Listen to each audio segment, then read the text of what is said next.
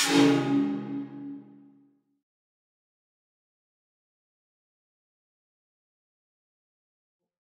is the contents of this notebook. Let's see if we managed to do the other two. I think you cannot see the lower part, but okay. So first of all, importing Numpy is done with this. It's usually more convenient to put an acronym NP to import Numpy. And then let's see. Okay, first of all, the easiest way to work with Numpy is to just take a Python list and convert it to Numpy. So this is a list A1234. And if you just do np.array A, it will convert the list to a Numpy array. So you will see here, type of A is list and type of B is Numpy ND array, okay? But they behave in a similar way at the beginning. So for example, accessing the elements is the same, right?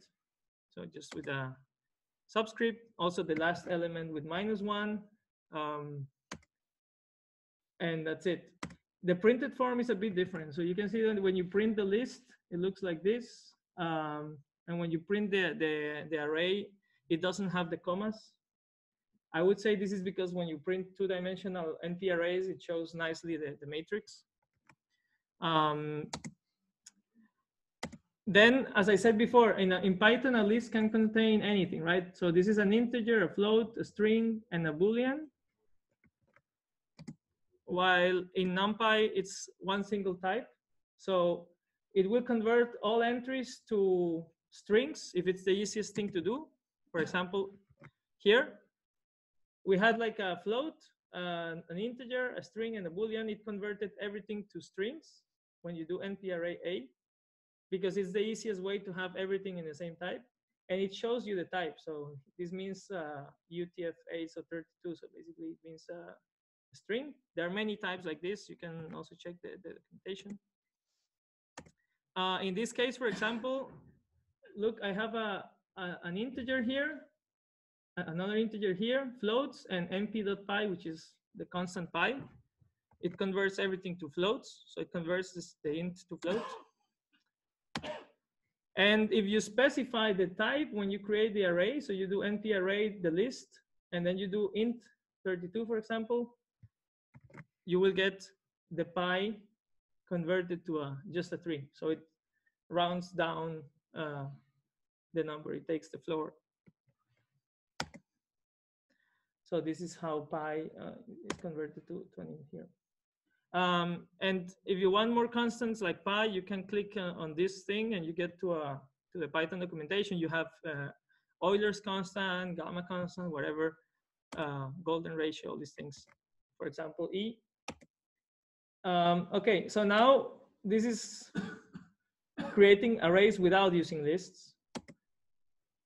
So instead of like defining a list and then converting to array, Numpy offers several methods to convert directly to array or to start with arrays. For example, if you want to start an array of zeros, you just do np.zeros and the length of the array or the shape. We will see that later.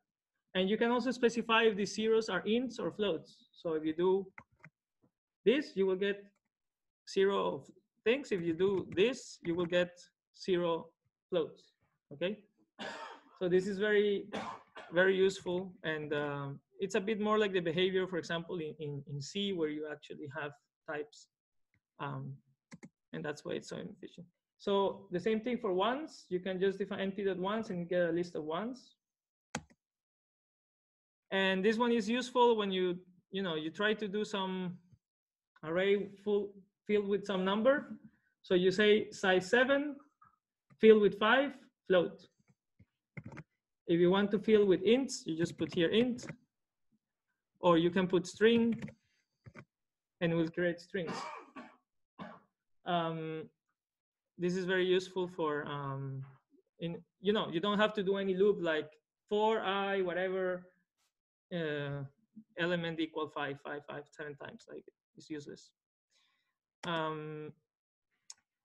So small quick puzzles to wake you up. What are the elements of this array? Can somebody tell me without actually evaluating the next cell? 2 to 2, yeah, because np.e, I showed it before, is 2.7 something. So if you uncomment here, you will get 2 to 2, yeah, because I put here int. So then you have a range and linspace. So a range just creates a range of 3 elements going from always from 0 to 2. Notice that it doesn't include the last number. So it's always 0, 1, 2, right? With step, the default step is 1. If you put a step, so you can put like go from 5 to 405 in steps of 50, and you get this, right? So 5, 55. Notice important that it never includes the endpoint, right? So it's always until that. There's always in the Jupyter notebooks, you can always do this question mark np arrange, and you get the documentation from the Python documentation. If you want to do the endpoint, or do some, instead of this number of steps, you want like the step, you want like the number of elements, you can use linspace. So here, for example, 4 floats evenly spaced in the interval 0 to 3. So you have 0, 1, 2, 3. So 4 floats, and it includes the endpoint. Okay. If you say endpoint false as an argument, you get without the endpoint. So it behaves a bit more like a range. So 0, 1, 2. So from 0 to 3, 3 elements.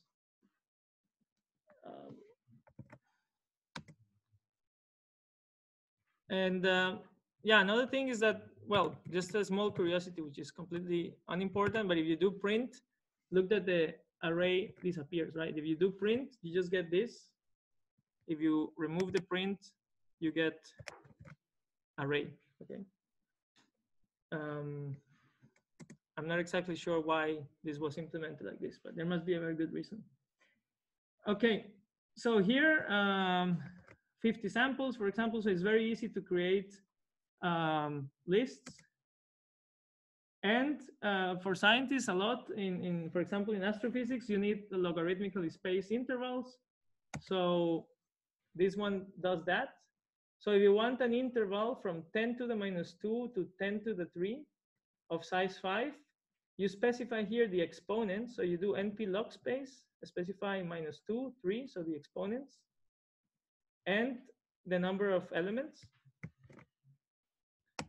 You can also specify, I mean, you can also take, we will see this later in this notebook, like these functions. Numpy has a lot of mathematical functions, but if you take the log of the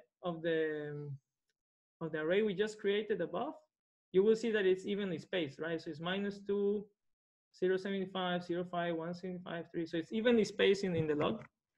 And you can also change the basis, okay? For example, here, this is a bit more complicated example. So you have a natural logarithmic spaced interval from e to the -1 to e to the 4 of size 4. And the last quark is the base of the algorithm. So you have, first of all, look inside here. So you have log space, okay?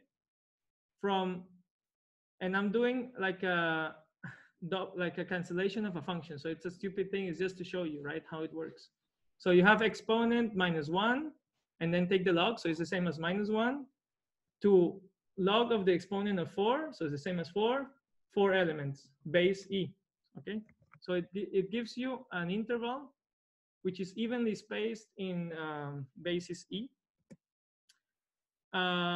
So now also another small puzzle. What is so if you have this E array here, and you take a log of that, and what is the last element? Yes, thanks. Yeah, because we just did from -1 to 4 in log, but it like what I'm trying to tell with this example is you specify here the logs, like the exponents of the function, but you return the number. I mean, actually the evaluated number. So if you log this, you will get the actual thing that you put in, right? So 4. Okay, so and if you remove this, you will see that it's just 1, 0, 6, 2, 3, 3, 4. It's evenly spaced. Okay. Okay, let's go now to more complicated topics. So multidimensional arrays. This is very useful also because you don't need to do loops. So again, if you want to specify a matrix of ones, size 3 times 5 is this. If you want an array of full 7s, is that, okay? And there are many, many functions. I mean, I'm just going to talk about a couple of them, not all of them. So the identity, np.identity just gives you the identity matrix size 5 times 5. Here you don't have to specify the shape. You just specify the size of the identity. And of course, since it's a square matrix, it will be square, right? Okay, then you have I, which is an interesting number, name. So you can specify the number of rows, the number of columns. So the default is a square matrix, but you can also do a rectangular one, and you can shift the diagonal along the axis. So this actually helps you to create rectangular matrices. So this one here is a matrix 3 times 4 with a diagonal, kind of centered. Okay, but if you do this, for example, k equal 2, it will just shift the diagonal. You see, instead of having the zeros in the diagonal, it shifts the ones 2 to the front. If you put k minus 2, it goes the other way around to the lower triangle. Okay. Any questions so far? Okay. So sometimes I think this is usually what happens in other languages. If you create some empty array, like when you, for example, initialize an array in some other languages, you just get random garbage from the memory. So this is mp.empty. Okay, so you just get whatever random garbage here, and I don't know, maybe this is good if you want to make sure that someone fills the array, and then you can check or do a test. If you get some crazy number like that, it's because you didn't fill the array. I know it has many different applications. Okay, then random numbers. Now we start to get again a bit more in scientific domain. So it's usually useful to get random numbers. So in this case, I'm getting a random normal distribution, so Gaussian, from 0 to 1. So sorry, with mean 0 and standard deviation 1, and size 3 by 3. Okay, so since I specify normal, it's a Gaussian distribution with this property. And then you can also create, for example, a 6 times 6 array of uniformly distributed. Notice that now it's not normal, now it's randint. So now you actually have to specify which range, because this is a uniform distribution, right? So from 0 to 10, size 6 by 6. And I'm just printing here one of the entries, okay? We will see the slicing later, but I think you already know that. And for example, now for if you want to plot distributions, we will again later see how to plot more precisely, but here you can get, okay, imagine I want a Gaussian distribution in 2 variables, x and y, okay? So you need 2 means and you need a covariance matrix. So this just means the standard deviation along the diagonal, and this is the cross covariance. You just create multivariate normal, which basically means Gaussian of higher dimensions. You put the mean, you put the covariance, you put how many samples you want, and you see here that what you get is x dot shape. So x is an array of shape 1,000 rows times 2 columns. Okay. And now if you plot this, We will, if we manage to get to the third notebook this afternoon, we will see a lot more tricks with Matplotlib.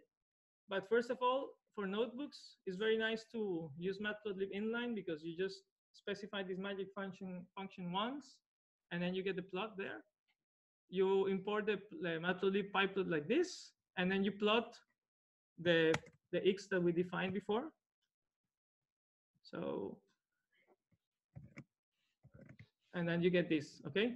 So basically, it doesn't look so Gaussian here, but if you actually have more samples, it starts looking like an ellipse, okay? Yes? There is also this random to generate the Gaussian distribution, right? What's the difference within the random normal that you showed? I think they are basically the same. I cannot really tell you. Like, you mean compared to? I mean, they are doing the same thing. Compared to this one, or compared to the normal one? Yeah, exactly. They are. Yeah. The thing is, in that one, it's a normal distribution of ints, and here's a normal distribution of floats, of real numbers. Yeah. Yeah.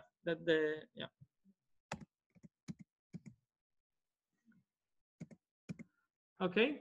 So now reshape and flatten is very useful because I think for me it was one of the complicated, like if you see the code of someone and you see that they use a lot of reshape, it's a bit complicated to understand at the beginning.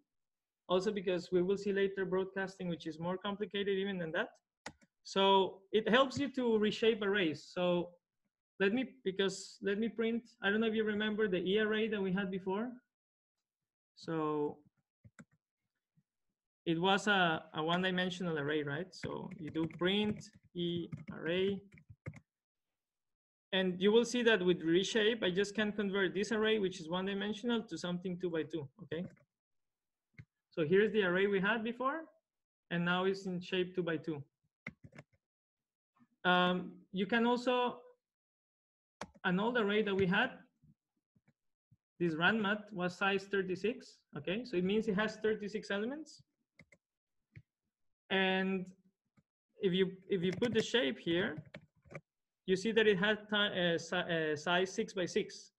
Now imagine by some reason you want to have 9 times 4. So you actually can do it very easily with reshape. Okay, but notice that the product of the dimensions should be 36. If you change this to 3, it will get an error. Okay, because 9 times 3 is not 36.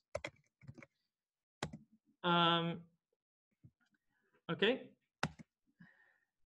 Now, sometimes you have a big array and you don't know the dimensions, right? So you just want to reshape, but you just know I want 7 columns or 7 rows. So you just use -1 in one of the dimensions, and then Numpy automatically does this multiplication if it's possible. Okay, so for example, here it takes my random matrix, which was size 6 by 6, and now I tell him, give me 3 rows and do whatever you want with the columns. Give me just the columns that you need. So it gives me 3 rows, and well, you can now guess how many columns there are here. 12, right? So another one, what is the output of this? Remember that this is size 36.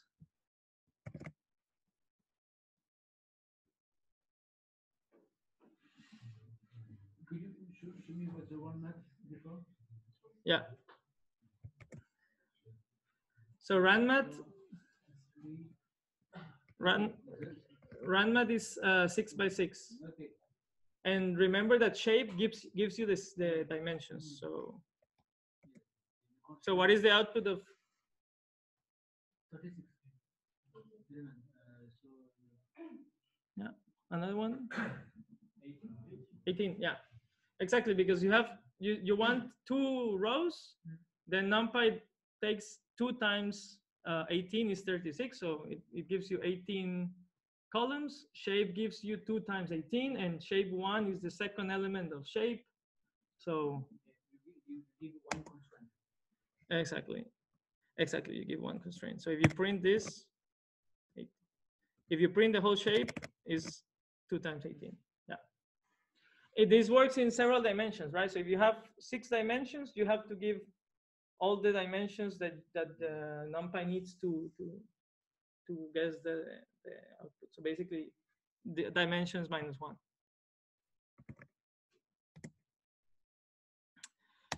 Ravel is now basically the inverse of reshape.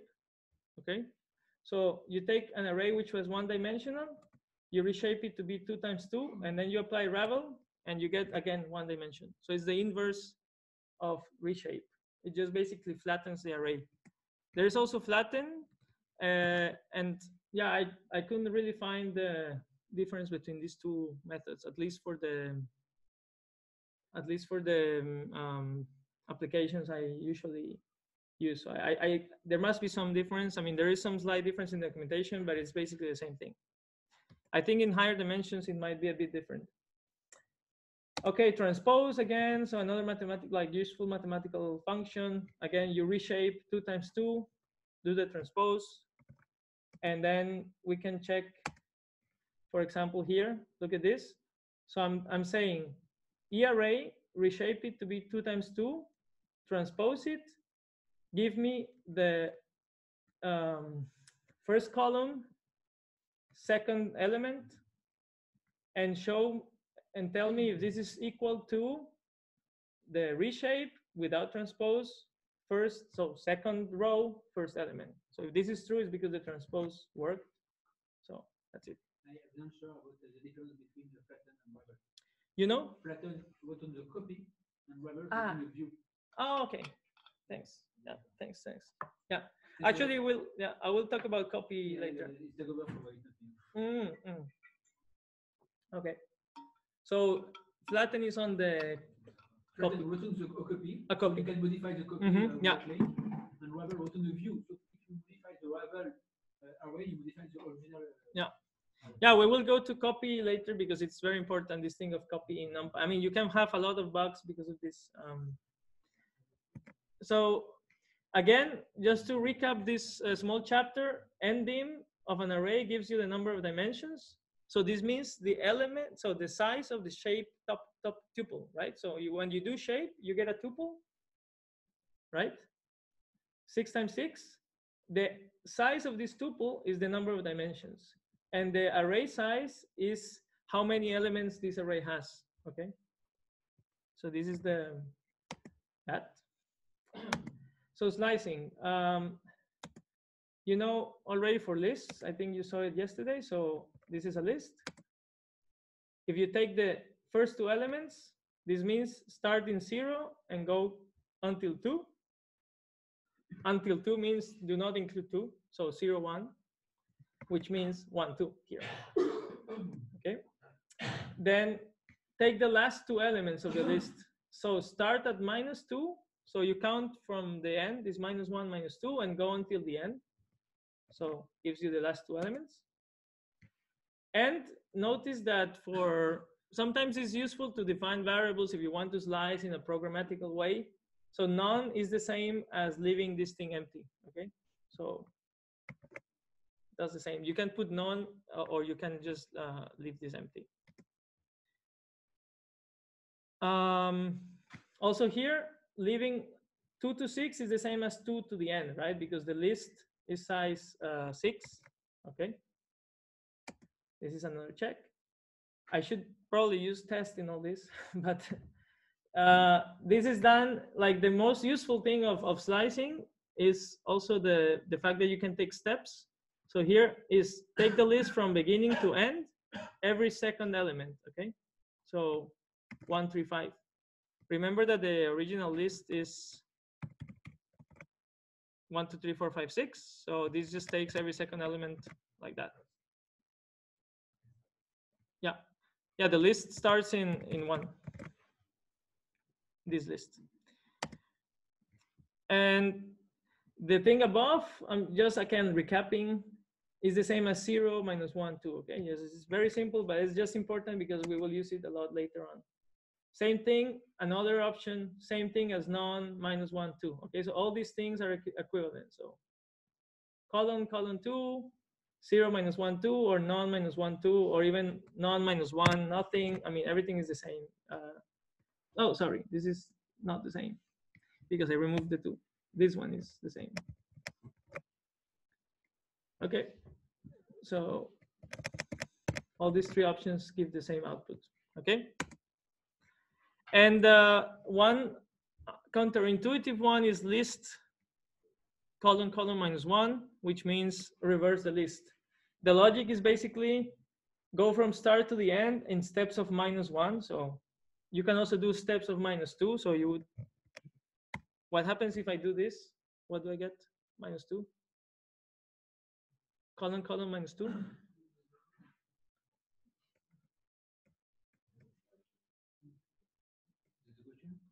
Yeah, the question is, what do I get with list?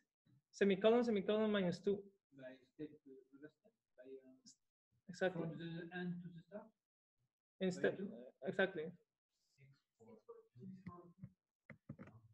Yes. Yeah. So it starts with the list that we have here.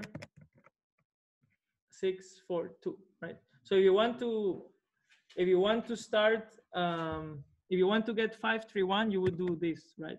Oh, I hope. Oh, damn it. No, this doesn't work. Sorry. That actually, no, it's actually stupid to do that because I mean, it's you will never need to do that, but you got the idea now. Okay.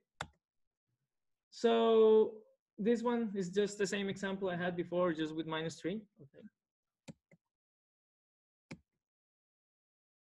Okay. Now Numpy has more capability because in higher dimensions is more useful. Like actually for lists, it starts getting complicated. So in Numpy, you can do these things. So imagine you have this array. So we will do one of these examples one by one. So getting these two, getting this column, getting these 6 elements, or getting this corner here. Okay.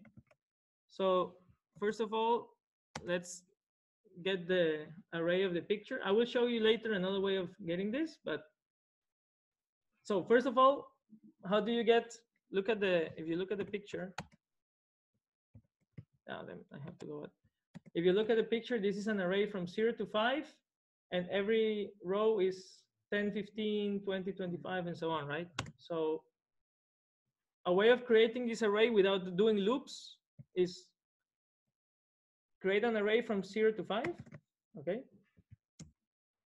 And now this is a list comprehension, which is not a loop, right? But it's in a way, right? Like with what Sam explained on Tuesday, right? So basically it's an array of a list comprehension, and I'm telling him, okay, do the array plus 10 times I for I in array. So it's basically 10 plus, so the array plus 0 plus 10 plus 20 plus 30 and so on. So you get the array. Okay, so this is the same array of the picture. I will show you another way of creating this, and I will also explain why this actually worked, but probably you didn't notice something there. I mean, you actually, I don't know if you noticed, but what I did here was adding one scalar, so one integer.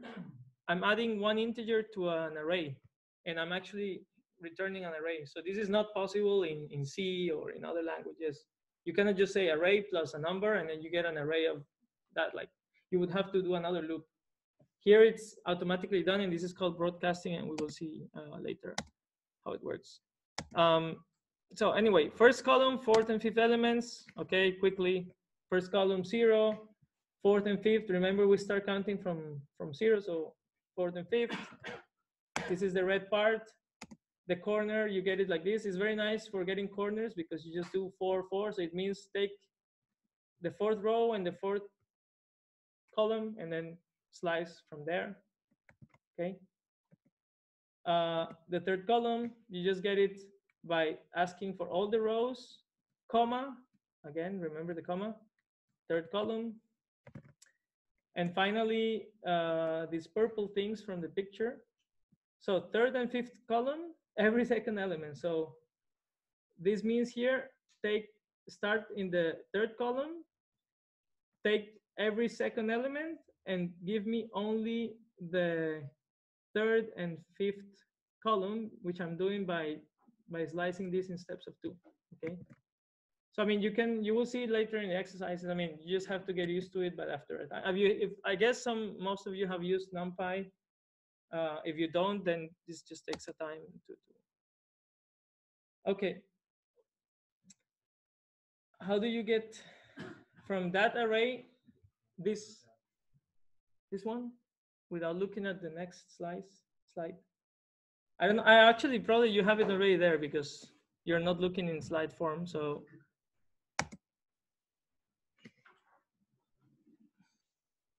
any idea how do I? Can somebody tell me how to complete? So remember the array? It was like 0 to 5, 10 to 15, 20 to, and so on. How do I get this? I have a hint here, but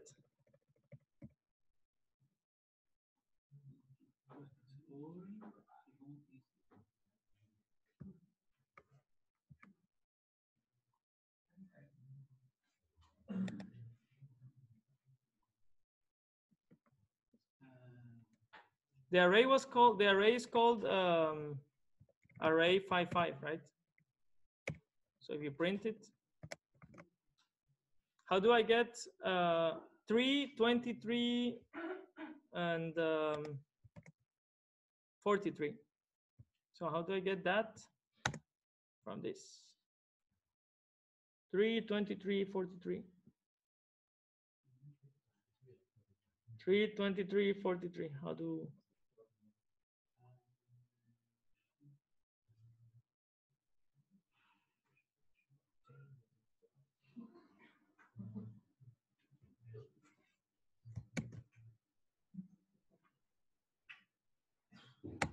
This is the hint, basically. You just have to complete the code.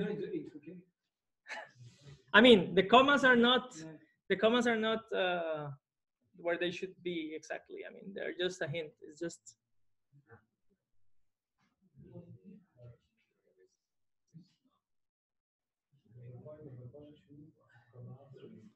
Sorry?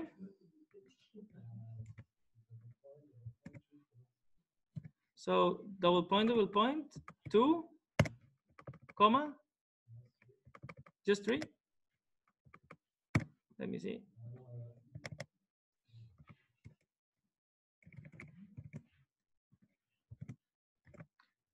Oh,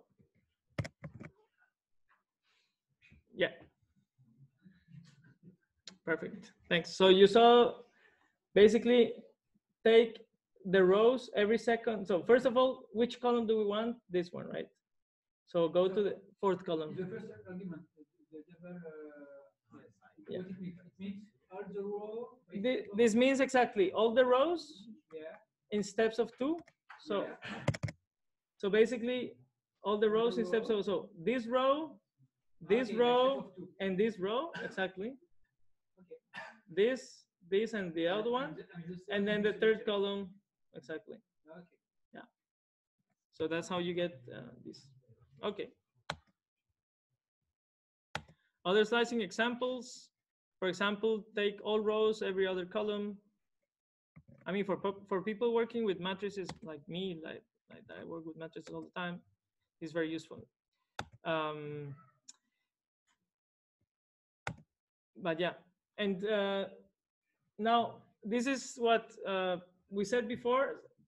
Be very careful here. Now there's an interesting example coming. Slicing performs a view and not a copy. So if you slice an array and you get an array back, you think that you can work with that array and do whatever you want, but then if you look, you will see that you changed the original array. So this is very dangerous, but it has a purpose. So let's see an example. So imagine I just assign my array to another name. As we saw before, this is just another name, right? So here it's obvious, right? If I modify array 2D, I will modify array 55. This is a characteristic of Python. So that's fine. So this is the shape, okay?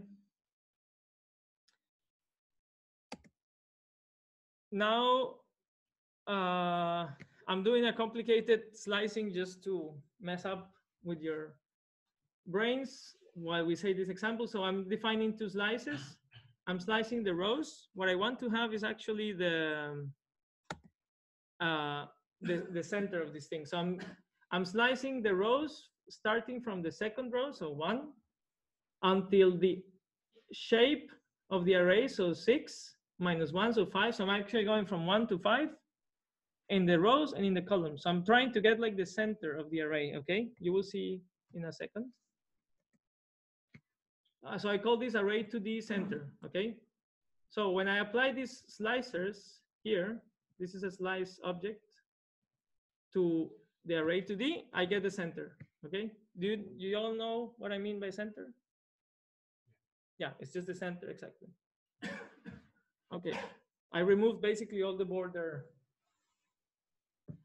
Okay, yes? What's the slice common to do? Like It's the same thing as, this is the same thing as writing 1 semicolon, in the case of above, sorry, semicolon something. In this case, it would be 5, and then none. So first argument of the slice function is the start, the end, and the step. but it is generating an array. It generates Okay. it generates this object. It generates like a slicing. Okay. It's a But it's a without calling, I mean, it's not calling array to this action. no, it's just a slice object. You actually do type slice calls. You will see that, oh damn it. You will see that, yeah, it's a slice type. So it's a new type that is called slice, but it's basically because if you have complicated slices, it would be very ugly for me to put all this thing here, but I could. So I just define it. And with slice, you can use functions. Yes, here. While for, exactly, this is what I had said before, like basically if you want to do a complicated program that you get some input and slice some stuff, you use slice, because you cannot put variables here that mutate all the time. So if you want to mutate this thing, if I put 1, 3, 4, I cannot put an integer that is, for example, not defined. So that's the purpose, especially for none, because none is you can define some variable to be none, and so you will see when you start using it that this slice thing is useful. We will also see it later with pandas. It's also useful. Let me see if I can actually go back. Yes. Okay, so now we have the center. Okay. And now imagine that I say, okay, nice, I have the center. I can just modify the center. And then you say array to the center, first element be 1001.5. You print it. First of all, what do you notice? Right. So I define 1001.5, but I get 1001 because the whole array was integers. So the easiest thing for Numpy is to say this is an integer. If you put I don't want to do it now because I don't want to mess up, but if you put a string, for example, or something like, it will either complain or either upcast. So basically take everything as a string, so mess up your array. But now look at the thing. The original array that I never actually touched so far was changed, right? So this is dangerous. So basically when you slice again, the only thing I did was slicing, right? When you slice, you are actually modifying also the array. And what is the purpose of this? Even array 5.5. Remember I did array 2D equal array 5.5. Then I slice array 2D. Then I modify array center, and even array 5.5 is modified. Okay, so everything that was viewed with the slice is modified. So what is the purpose of this? This is what we saw of the int. I mean, from the Python data science, like this default behavior is actually quite useful. It means that when we work with large data sets, we can access and process pieces of these data sets without the need to copy the underlying data buffer. So if you want to modify the center of an array, you don't need to create a new array, modify it, copy it back. You just slice it, modify it, and then you automatically change the original one. If you don't want this, and this is sometimes happens, you don't want this, you have to use copy. Okay. So for example, here, I'm doing the same operation. So array 2D, slicing, but then I apply copy function. This is included in Numpy, okay? But there's also an import copy for other objects in Python. Now you have a subarray, okay? This is the, now we modify array 2D, so now you have this. But now if I modify subarray, look, I put 999, okay? The important thing is that now the large array is not touched. So you see the 999 that was here is not there anymore. You see? So I copied, now I modify the subarray and the large array is not changed. So this is quite useful. But actually this thing of many elements of the large array can be modified through the small array is very useful because, for example, imagine this. Now I can play with the array 2D center. So I can slice, and this is, of course, again, as Mark has said many times, in other languages, this would be a mess, right? Like take this, slice, so take the third row and the third column, slice it first of all, slice from the center of something that is already a slice, and then modify it and assign something. So I'm actually saying from a slice of the slice, put 1 million. I print the center array and it's modified, and I print the original array and it's also modified. Even if I put the big array, it's modified, right? So you have actually modified a large, imagine this array is 1 million times 1 million, right? You don't want to loop through it. So you just take a small part, modify it, and then that's it, because it's pointing to the same memory. I don't know if you can, I'm really not an expert on C++. I don't know if you can do something like this in other languages. Okay, now how to copy things. Again, let's go back to the same array. Imagine now you don't want to modify it. So you copy it, okay? So this one is my array that I don't want to touch anymore. So you copy it, and now you have array 2D, which is independent of array 55. And you can do things like this, for example, now again with slicing. So fill with zeros every second column. So take the array, every row, every second column. So from start to end, every second column, and fill it with zeros. So actually Numpy is automatically, if you give to Numpy something that matches the dimensions of what you want, Numpy will do it.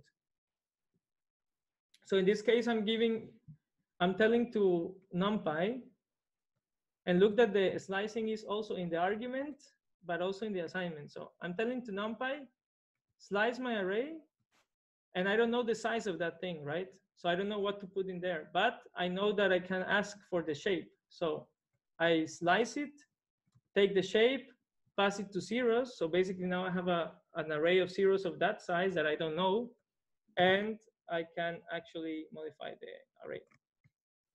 So you see now I have 3 columns of zeros, okay? And I never had to specify any dimensions. I just sliced, right? So I slice here, and so I know that I want every second column, but if I had to write here the dimensions, I would have to do this, right? You would have to do something like 6 times 3. You would have to know that. If you put it here, you get the same, right? But instead of that, you can just rely on the fact that the slicing always works. Okay. And still now array 55 is not changed. Okay. Times it. Okay, let's move. One more puzzle actually. This one is nice because so change the last 2 rows of array 2D by zeros.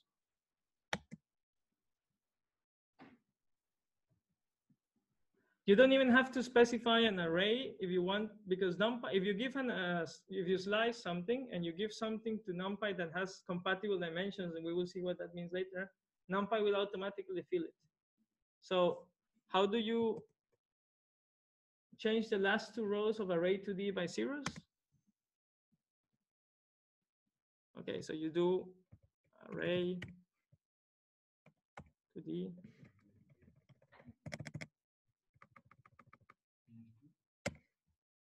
The last two rows, right? So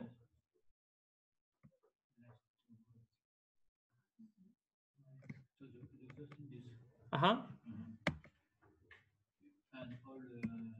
like this or like this, right? Sorry, like this. Yeah. Yeah. And now look, I don't even have to specify here an array. I can just do equals 0. Hello? Hello. Oh, wait, I think my volume is. I think Manuel and Antoine are sleeping. Hello? Hello, it's Dominique here. I mean, Yeah. Can you hear me? yes, Okay. I can. Yeah, because it disconnected for a while. Yes, a few minutes, yes. Dominique, 1 plus 1? Qu'est-ce qu'il y a? Non, pour vérifier que t'es pas robot 1 plus 1, ça fait combien? Plus ça, je He pense. doesn't know. He doesn't know. It's a bot.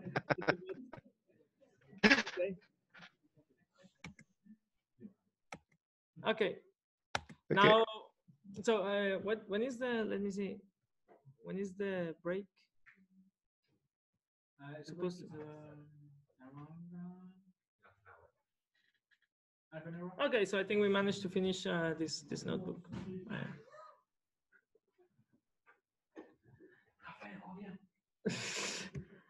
Okay, so now we will see why NumPy is so efficient. This is because the functions that operate on the entire array are called universal functions. So basically, internally, NumPy, the NumPy library, when you do log of a NumPy array, it's automatically applying it to every element without, again, having to do a loop. And this is implemented in a very efficient way. And actually, I think internally, NumPy is done in C. So it's pretty fast. So this is the arithmetic. So same thing as always. So basically, this is a bit related to what Mark said in the morning, right? So you have x is a NumPy range. And when you do x plus 5, actually Python is looking for the under add and trying this. If it doesn't work, it tries the other thing. If it doesn't work, complains. So it actually tries many things. It also basically expands the array. So if you do vector plus matrix, we will see it in a second. It expands this thing in order to do the operations. It actually doesn't complain so much. So this is the standard operations. Again, you can also write it like this, or you can use the dunders, but I don't want to do it here because it's not about that. You can check the documentation. There are tons of functions that are already implemented. Trigonometric functions, for example. So it's here, pay attention. These functions are computed to within, this is not within machine precision. So actually, you can get very tiny results. For example, for an theta angle of 0, sine of theta should be 0, right? But you will get some tiny floating point operation, so it's fine. But if you look at other functions, for example, exponential and log, the thing is that these functions, so log of 1 plus x and exponential of x minus 1, if you expand them in Taylor, they're very, very close to x for x closer to 0, right? Close to 0.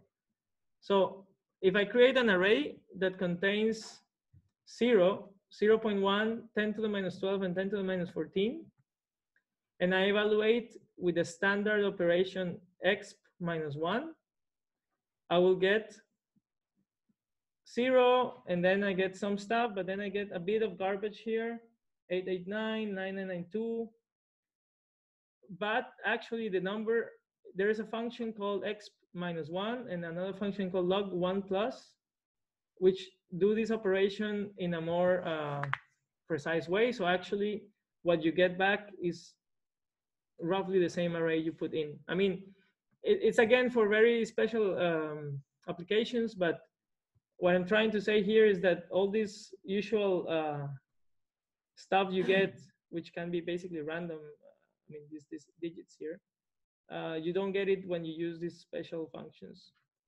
But again, this is just a matter of how much precision you need. I mean, for many of us, this would be, of course, enough. I mean, for 10 to the minus 2, you don't notice it, right? You get the same. But for 10 to the minus 12, you start seeing some effects. Okay, so then check also the documentation. And now let's do a speed test, okay? So in a standard programming language, you would have to define in a non-Pythonic way the reciprocal of a list, right? So you say compute reciprocals is a function, you get an array of values, you have to define an array which is empty, and then you have to say for I in range length value, so basically the length of this, arrange 0 to the length of this, do output dot append 1 over values I, right? So this is the standard C syntax. So you would have, this is very non-Pythonic. If you see this in a Python code, it's not Python, right? So if you see this in Python code, it should like very bad, exactly. So now in order to test this, I have to use lists. So I'm gonna generate a random integer thing, well, from 1 to 10 of size, I think 10 million. And I convert it to list with the method to list, okay? And I just print the first element. If I run it again, I get a different one because it's random, okay? Now let's time it. Let's use this non-Pythonic function to compute the reciprocal, so 1 over the list, and see how much it takes. And here another magic function from IPython. So time it, again, percentage. N1 means do this operation 1 time, and R is repetition. So basically you can repeat the same operation. This is for timing function. So you can repeat the same operation because it takes different time depending on the processor and the state of the computer right now, and get the output. So if you do this, you see it took 1 entire second per loop to actually compute the reciprocal of a list of size 10 million. This output here that you get can be saved, can be accessed by underscore. This is a trick of IPython notebooks. And then this has some properties. So you can do dot, and you can see best, average, compile time, loops, repeat. So if you do best, you get the best time, which is 1.07 seconds, okay? Now let's do the same in Numpy. Again, an array of size 10 million, I think. And you don't even need to do anything. You just do 1 over the array. No function, no loop, not even a list comprehension, nothing. How long does it take? 47 milliseconds. So that's it. This is the reason why you should use Numpy. And now we can divide one by the other. So Numpy is whatever times faster than lists and loops. So I'll just do best list divided by best Numpy. And you see Numpy is 22 times faster than lists and loops. Okay. So this is one of the, and this happens the same with sine, cosine, log, everything, matrices, whatever. So it's yeah, this is the. So let's go to array manipulation. Any questions so far?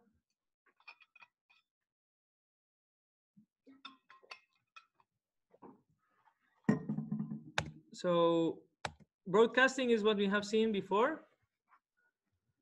The fact that you can operate directly on entire arrays, element by element, without the need of cumbersome loops.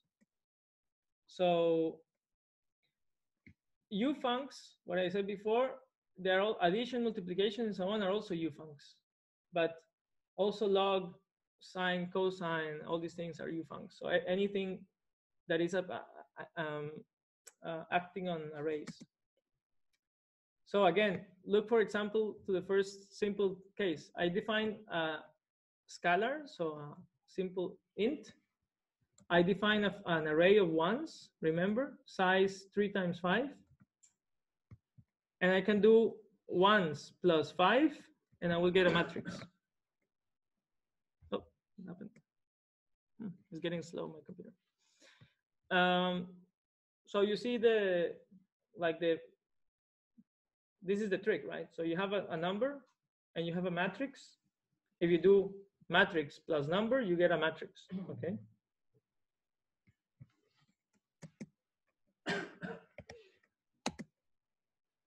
Now I can add one matrix plus the other, of course. 1 plus 6, 7, but in every element. Again, without having to loop. If you do this with lists, it doesn't work, okay? If I do ones to list, just to clarify, right? Like ones is this, right? Ones is a matrix. If I convert it to a list, it will be a list of lists. And I do plus 6s to list, it doesn't add, it concatenates. So be very careful if you have a Numpy array or a list, because if you do this without checking what is the type, you might end up with this thing, okay? And there is no easy way to do a matrix plus another matrix in lists. You have to loop, you have to do list comprehensions. There is no. If you try to do the exercise 1 on PyTest, you try to mimic this kind of operation, and you will see it's not very easy to make scalar and array addition. So Numpy is very, very powerful for it. Yeah. It's very powerful and it's very efficient. And I think you cannot program anything in Python itself that is so efficient. You have to. That's why. Because it's not Python inside. It's not Python inside. Exactly. Okay. Again, if you do a list plus a number, error, right? So now look at this, for example. You have an array 0, 1, 2 and a matrix, square matrix, size 3 times 3 of ones. What do you think happens when I add this to this? A plus B?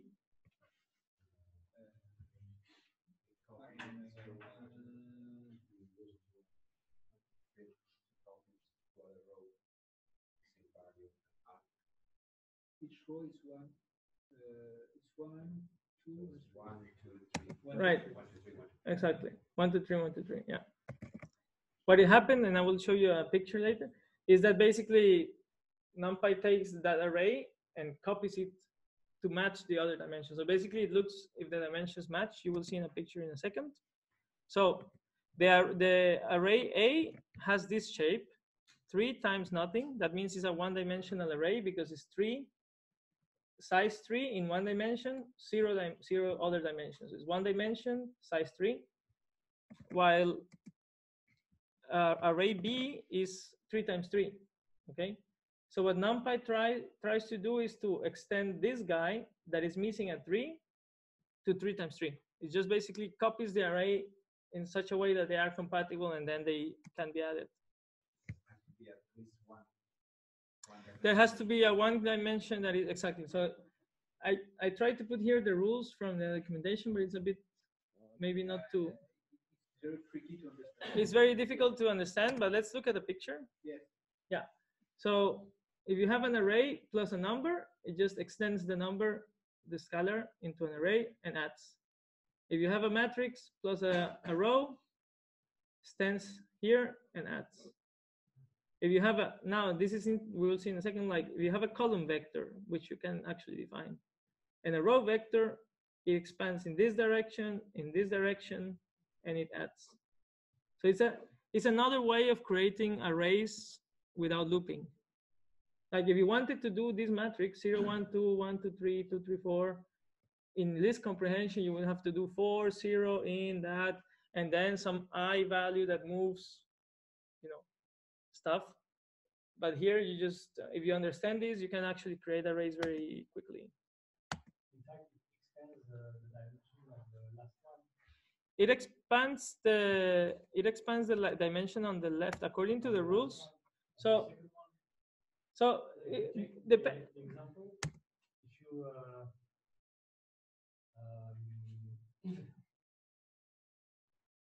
I think if you change, if you if you change it, it will not work sometimes, because it actually has a fixed rule for this.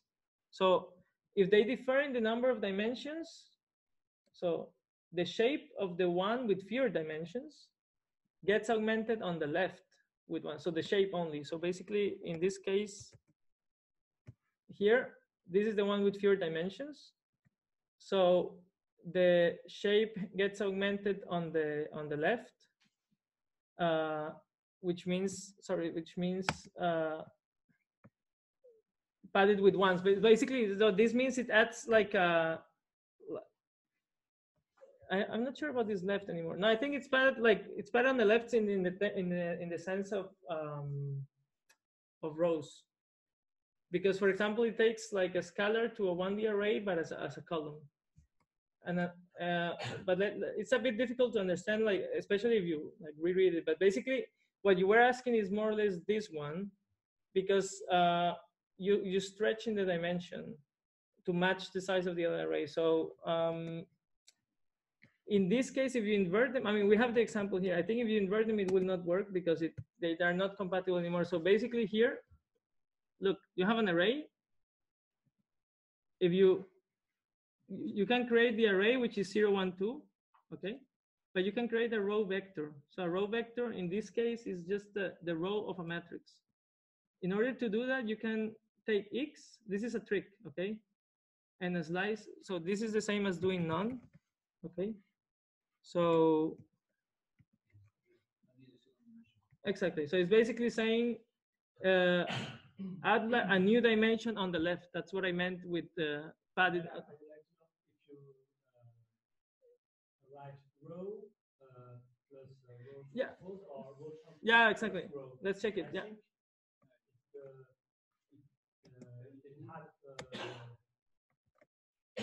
Yeah, so the row here is now 1 times, 3.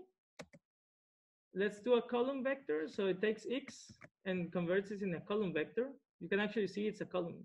I mean, this has shape, let's see, 3 times 1, okay? Now, if you do row times col plus col, is what we saw in the picture. If you do col plus, what will happen is that this one is 3 times 1 and this one is 1 times 3, right? It works. In this case, it's expanding both, right? Because this is expanding to the right here, and the other one is to downwards. So it's expanding both of them. Also, like in the picture, if you look at the picture. Yeah, you expand both here and also here. So you expand here to the right, here downwards. What is not the same? What is not the same is multiplication, of course, because then there is, as in matrix, as in like mathematics, there is so if you do dot product, again a Python function, you would get 5. And this is exactly what happens in maths, right? So if you have a row vector times column, it's a scalar, right? So dot behaves as you would expect. But if you do column times row, it gives you a matrix, right? Because now you have a matrix of size 3 times 1 times 1 times 3, so you get 3 times 3, right? So it actually behaves as you would expect. I think I skipped. Let me see. I skipped a multiplication. This one, yeah. So this one is not the same as the other one, right? So okay, yeah. I think that's basically what I wanted to explain. Okay. It's always coming. So anyway, I think this is the final part. So let's go back to this array. Remember, it was from 0 to 5, 10 to 15, and so on. How would you create this array using broadcasting instead of list comprehension?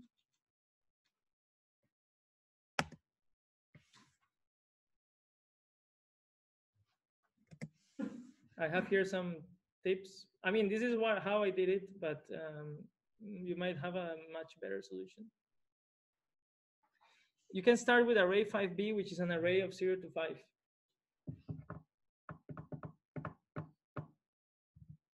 How would you do it?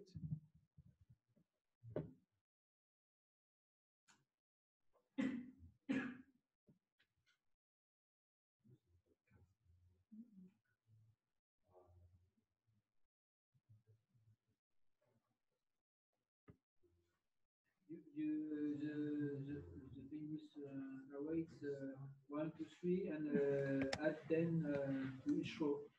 Exactly. Yeah, exactly. So remember that array 5, 5 looks like this, right? Okay. So you have an array of 0 to 5, and you have an addition of 10 every row. Instead of list comprehension, so instead of doing this, which was anyway very Pythonic and very nice, how would you do it? I mean, you have the hint. Okay, how do I start? What do I put here? Sorry? No, exactly what do I type? NP arrange. Okay, NP arrange 6. Okay. And then slicing. Remember what I did here. Look.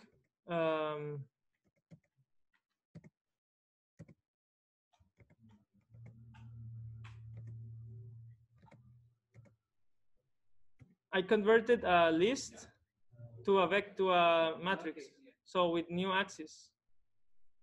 So you can convert an array to either a row or a column.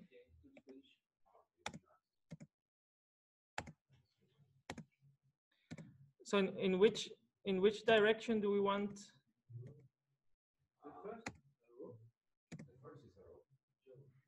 Okay. Yeah, but yeah, it's a row, but what can I print? Can't I print? Maybe.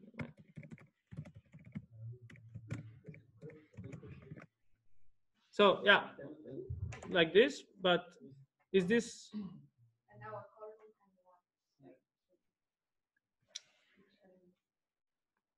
Yeah, but you have to convert this array to a row vector. How do you do it?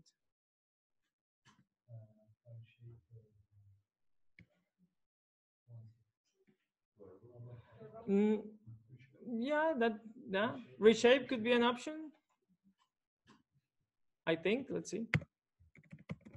But I was using new axis before, so let's see. Reshape 1.6. Okay, that's a solution. Yeah. Another solution is to do NP arrange 6, and then you do what? No, that will not work because it's just a one-dimensional array. So you do new axis like I did before. So np dot new axis, comma, sorry, comma this. Okay. So what this is doing is telling to the slice, take all the elements and create another dimension in the row. Remember, this is rows, this is columns. So take all the columns and create a new row dimension without anything. This is the same.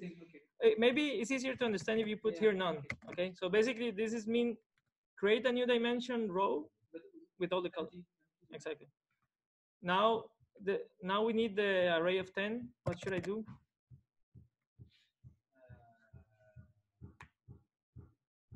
Is maybe not.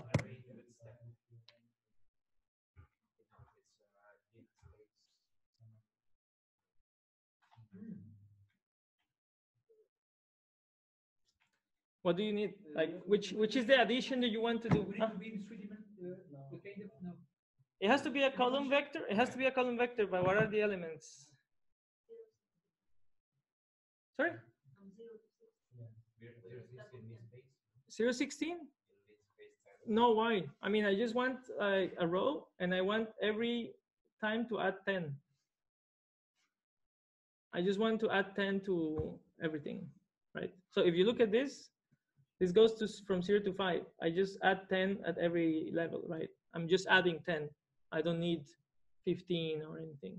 They want a column with 6 times on it. How do I do it? Either with full, no. Yeah. Okay, full, and then the first one is the shape, this one. No, it's a number. Okay, then. No. Is the size? The size. The size. Sorry. Because it's a 6. Yeah. So that 10. But this will give me one-dimensional array, right? How? A column. That should be a column. So No, it's the same as this, but yeah, okay, we need to move the non.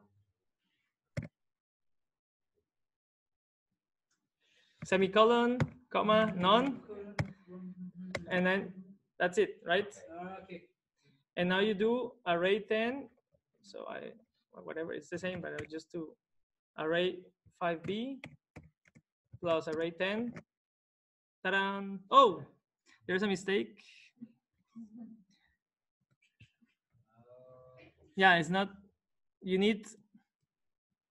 The implementation of. This doesn't. Yeah, this doesn't work. Sorry, I was like also.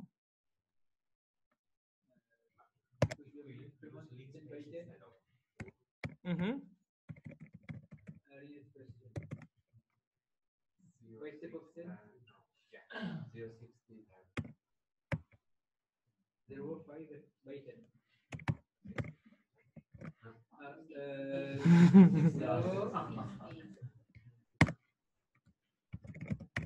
Because you take 6 and then the space doesn't include the end element. No, look. Actually, what you need is probably I also said random stuff before. What you need is look at this column, right? You need 0, 10, 20, 30, 40, 50. And then everything else is just addition, right? So you need an array that goes from 0 to 60 to 50. Well, in steps of 10. 0.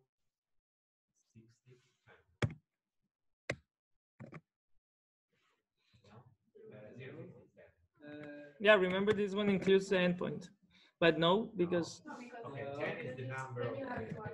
sorry. so this one, but then like this. Yes. Okay, cool. And now we add. Ta-da! Yeah, now it works. Okay. Okay, so the indexing is again especially NumPy compared to lists. So fancy indexing is simply the property of accessing arrays not only with slicing but with integers or booleans. So for example, you have an array of 100 elements. So let's say we wanted to obtain 1, 21, 41, 61 and put them in a new array. You would do something like this in another language. So basically create an array that contains array 1, array 21, array 41, so on. In Python here with Numpy, you can do slicing. In this case, you can say go from 1 to 62 steps of 20. This is a bit cumbersome, so it's not a practical application, but you can do it. Or you can just give to the array an array of integers, and that's it. And notice that since the original array is this, passing 1, 21, 41, 61 gives me 1, 21, 41, 61, right? But if this was a different array, it would give me just those values, right, of the array. And another thing that you can do is, again, not a practical application, but just for that you know right now, you can say, okay, I want to extract these elements, create a mask. Okay. So you can create a mask. So you can say, I want to extract these indices, do AA in extract. Do you know what this means in Python? This means if this number is contained in the array extract, then give me true, right? For AA in 800. So for AA in 0 to 100, 0 to 99 actually, give me true if the AA is contained in extract. So it will give me a list where most of the things are false, but true is 1, 21, 41, 61, right? Now the funny thing is that you can pass this list of booleans to 100 and you actually get the arrays you want. So NumPy understands a list of booleans as a mask. So you can imagine that you can do all sorts of things like masking matrices. For example, it's very powerful because you can assign several things at the same time, right? You can say, give me for in array 10, 20, 30, put -1000. So you have -1000 in these arrays in one line. You can also change the original array by indexing with a different shape, so which is quite powerful. So you can say, okay, I want these indices. These indices are size 2 by 2. If you pass this to 800, it will return those indices 20, 21, 29, and 30, but in 2 by 2, even if the original array was one-dimensional. So again, these are types of things that like doing them on your own would be extremely complicated. Now, it also, NumPy allows you to compare arrays to operators or objects or whatever for all elements at once. So you can say, give me the list of booleans in which 800 is smaller than 0. Remember that we put 3 elements of -1000, so you get 3 trues. And you can actually pass this list of booleans to 800 itself to get those lists, to get those numbers, right? So you can say, give me all the arrays in which, sorry, give me all the numbers in which 800 is smaller than 0 in one line again. Or for example, give me all the odd values. So 800 divided floor division, sorry, modulo division 2 not equal 0, right? Modulo division 2 gives you 0 if it's an even value. So not equal 0 would give you true if it's odd. So it returns the odd values. Okay, and you can use many other things. For example, np.sum operates on true and false as if true was 1 and false was 0. So if you do np.sum true, true, false, it gives you 2 because 1 plus 1 is 2. If you do np count non-zero, it counts how many elements are non-zero. Okay, and if you count here count non-zero, it gives you 1 because again true is 1, so you have 0 1 0, so count non-zero is 1. Okay, so you can see that np dot some functions of np actually act on booleans.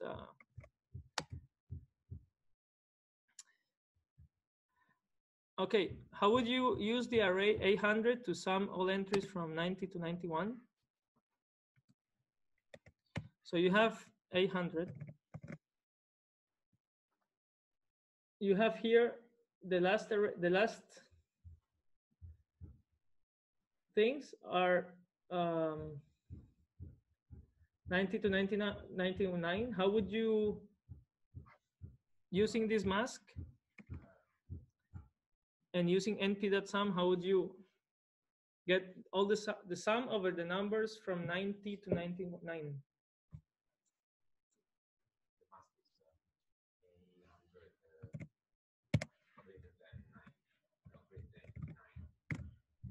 Yeah. Great equal. Yeah. So it's a, you see, 800 bigger than 90 gives you all numbers from 90 to 99. 800 gives you back those numbers, and np-sum adds all these numbers together. Okay. There are like other operators like bit, the logical operators, standard ones. So this is not necessary for us to check it now. So you can do, for example, let's go quickly to this, arrange 10, you can print it and you can say, give me when x is bigger than 4 and x is smaller than 9. So false, false, false, false, false, true, true, true, true, true, false. And the good thing is that you can pass, again, this as a mask. So you can pass that stuff that we just saw to x and immediately filter things. So basically give me from x everything that is bigger than 4, smaller than 9. Of course, 5, 6, 7, 8. Again, these are just examples to learn. It's not practical most of the time. For example, here, sum over all, like, okay, this is the sum of booleans. This gives you booleans of all number of numbers that are bigger than 80 and are odd and so on and so forth. Okay, this is negation, right? This is not. Okay. You can also create an identity of booleans, for example, or, and you can just remember how array 55 was a matrix, right? So if you give him the identity mask, he will give you the diagonal, which is 0, 11, 22, and so on, right? For example, another example, create np.diagonal creates a matrix with just a diagonal entry of numbers from 1 to 5. And with this, you can basically say, okay, maybe I should do it step by step. This one creates this, okay? So a diagonal, np.diag creates, you give him the diagonal. So 1, 2, 3, 4, 5, and he creates a square matrix with zeros around. So you can quickly say, take that matrix and whatever this matrix is equal to 0, say it's equal to 7, and now you replace in one line all zeros by 7. There are many ways of doing that, but this is one way, okay? Okay, and then we are the exercises. I would suggest, again, as maybe, I don't know, what do you think? Should you want to do them now, or you want to go to next topics? Next topics? Yeah, okay. So the exercises is, yeah, use broadcasting and or also here use random numbers to just create like, basically this one is a bit more complicated. I mean, the other one is this one is very simple. It's just creating a multiplication table and extracting rows, things. I mean, it's just practicing a bit. This one is a bit something more like scientific. Like you can have a distribution of points x and y, the same we saw before. You compute the marginal distributions by just slicing in x, slicing in y. It's basically taking all the coordinates x and y, checking the standard deviation, doing a histogram. I mean, everything is written there. Like there is some hints. Use histogram to plot the functions like np dot mean, np dot standard, np dot, like they give you the standard and deviation and the mean of a distribution. So it's just a bit more closer to a kind of a real application.